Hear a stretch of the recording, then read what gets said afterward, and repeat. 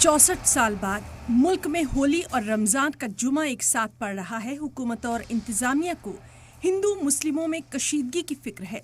रंगों और खुशियों के बीच सियासी और तीखी बयानबाजी की सरगर्मी है। मस्जिदों को ढक दिया गया है, लोगों को घरों में रहने को भी कहा गया है। इसलिए ज़रूरी है कि आज तारीख के सफ़ों को पलटा जाए और देखा जाए कि जिस होली पर आज मुल्क भर में मजहबी माहौल बना दिया गया, उसकी आखिर तारीख क्या है। तारीख के पन्नों को पलटने पर पता चलता है कि हिंदुस्तान में होली सिर्फ हिंदुओं का त्योहार नहीं रहा, बल्कि मुगलों के ज़माने में सबसे गरीब इंसान भी बादशाह पर रंग डाल सकता था। 1325 ईस्वी में दिल्ली की गद्दी पर बैठा मोहम्मद बिन तुगलक पहला मुस्लिम सुल्तान था जो होली के अवामी जश्न में शामिल हुआ। 1526 में पहले मुगल बादशाह बाबर ने आगरा को अपनी राजधानी बनाया। उनके दौर में आगरा के किले में होली मनाई जाने लगी। 16वीं सदी के मशहूर सूफी शायर मलिक मोहम्मद जायसी ने लिखा कि गांव में होली मनाने से खेत के खेत लाल हो जाते थे। अकबर द ग्रेट में लिखा है, दीवाने आम में टेसू के फूल से बने गुलाल, गुलाब जल और इत्र से खूब होली खेली जाती थी।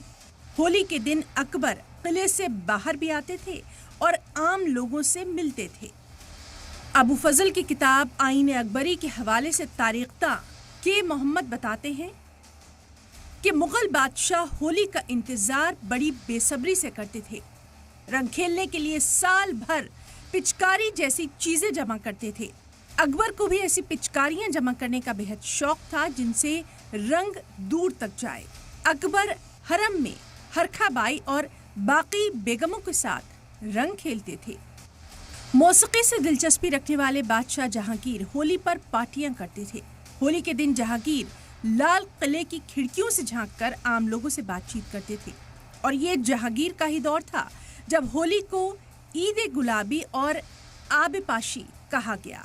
ईद की तरह ही लाल किले या किलाए मोहल्ला यानी शाही महल में होली मनाई जाती थी।